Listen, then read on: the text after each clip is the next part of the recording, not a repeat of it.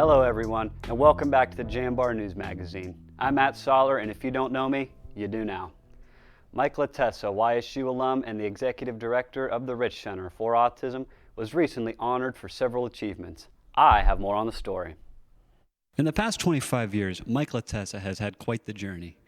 From being a state football champion to earning all 3 degrees at YSU, Latessa has had quite the unique life. Latessa said there were many career changes on his educational journey that changed with each degree. I graduated with my bachelor's degree in 2002, my master's degree in 2016. Bachelor's degree was in business administration and accounting. Master's degree was in education to become a school counselor in the counseling program. And then my doctorate was just in December in educational leadership. So there was a career shift and a change in between all of those.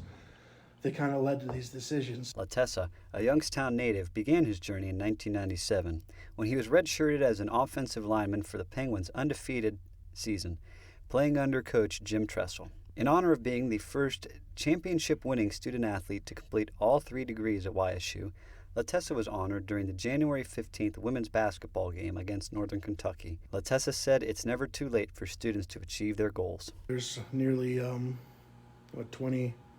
22 years in between my bachelor's and my doctorate, and you know, it's never too late to make a change if that's what you want to do. In addition to working at the Rich Center, Latessa enjoys coaching football and is a local Youngstown Rotarian. Reporting for the Jambar, I'm Matt Sottler. The Youngstown State Police Academy received a therapy dog to help students and community members handle stress and PTSD. Jambar reporter Reagan Hilton has the details. Director of YSU Police Academy, Edward Vallone, says tragedy motivated him to get a service dog for YSU. I had had 2 cadets that had graduated from our academy, went on to their respective police departments and committed suicide. And they were veterans. I'm a veteran also, and I felt that we needed to find a way to mitigate what was going on with veteran suicide and potential PTSD and stress issues. Vallone said he got Scooby, a mixed plot hound, to help reduce the stress and PTSD his students endure. The dog itself is trained to recognize stress and or that potential PTSD situation, and will hover toward whoever, the student or whoever it may be. It could be an employee here, it could be anybody. The National Institutes of Health say that interest has risen for therapy dog interventions at universities. The NIH cites reasons such as it being cost-effective, easily accessible, requires no training for staff or students, and can reach many students who experience stress. James Keys, junior criminal justice major, said although he doesn't experience any mental health struggles, he knows many officers do. Mental health and law enforcement go hand in hand, and not in a good way. Most officers see things or experience things they do not expect, Keys said. If you or a friend are experiencing trauma from stress, contact the Dean of Students to set up a visit with Scooby. For Jambar TV, I'm Reagan Hilton. The John J. McDonough Museum of Art unveiled 5 new exhibitions which will be on display now until February 28th. Jambar reporter Jacqueline Arroyo has the details. The museum hours are from 11 a.m. to 4 p.m. Tuesdays through Saturdays. The featured pieces are by Julia Betts, Anna Chapman, Abby Sapar, William Hutnick, and Sydney Willis. Each artist has their own gallery space at the museum to showcase their work. Claudia Berlinski, McDonough Museum Director, curates displayed pieces and explains how the spacing for each exhibition works. Each of those spaces are considered solo exhibitions, meaning that the pieces don't correlate. Some of the artists are local from Pittsburgh, Akron, Cleveland, Massachusetts, and Connecticut. Once the artists were informed that their work was selected, the next step was transporting the pieces to the museum. Berlinski shared that some work was easier to move than others. So she had to pack up her work and fly it in with herself from Amherst, Massachusetts. In addition to Chapman flying in with her work, all the artists were hands-on with their work. With their work, the artists will be giving lectures that are free to the students and the public. For Jambar TV, I'm Jacqueline Arroyo. We're going to take a quick commercial break, but stay tuned because when we come back, we'll rock the boat with the 25th anniversary of the Rock Boat.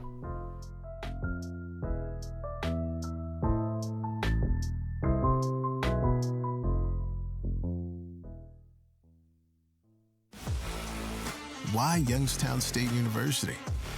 Because when it comes to the skills you need to take your place in the world, we take a backseat to nobody. Youngstown State University. Now you know why. Why Youngstown State University? Because I'm getting a top-tier education without the price tag. I can do anything here. I know why. It's not a question, it's the answer. Youngstown State University. Know why.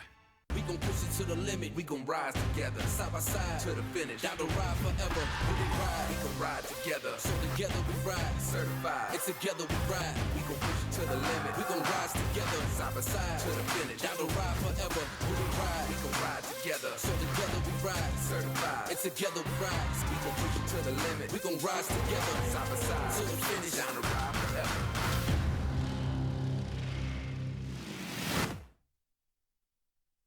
All right, so who knows why? I know why. For starters, I'm getting a top-tier education without the price tag. Can you say that? Engineering, sports, music, business. I can do anything here. I'm getting my hands dirty, learning what my friends are only reading about. I'm part of something bigger here. I'm proud to bleed red and black. So yeah, I know why. It's not a question, it's the answer. Youngstown State University. Know why. Why Youngstown State University? Because I'm getting a top-tier education without the price tag. I can do anything here. I know why. It's not a question, it's the answer. Youngstown State University. Know why. Why Youngstown State University? Because when it comes to the skills you need to take your place in the world, we take a backseat to nobody. Youngstown State University. Now you know why. The floating music festival, The Rock Boat, is currently making waves at sea. Editor-in-Chief of the Jambar, John Ostapowitz, has more. The 24th annual Rock Boat departed from the Port of Miami from January 26th through 31st. For 6 days and 5 nights, several fans and bands boarded the Norwegian Gem as it traveled to Harvest Caye, Belize, and Rotan, Honduras. The annual music festival at sea features national and local bands such as Red, One, and Blue and The Common Heart. Since 2001, the cruise charter company Six Man has presented the event alongside rock band Sister Hazel. For nearly 12 years, Red, One, and Blue has performed on the Rock Boat.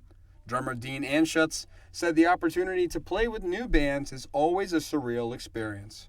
But on this one, since it's, it's a couple of days, it's like we're able to act on the things that we always talk about, like, hey, we should play a song together, or you guys should jump up and do something with us. The cruise also offers games and activities for voyagers. It's also a cruise dedicated to first-time rock boaters.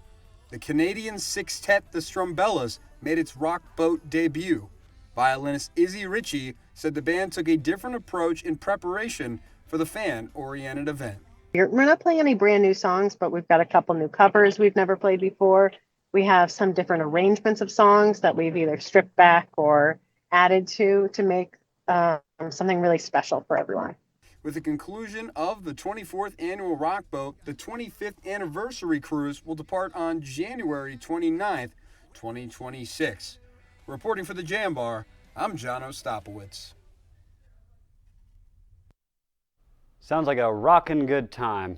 Unfortunately, that's all we have for the Jambar News Magazine. I'm Matt Sotler, and as always, if you don't know me, you do now.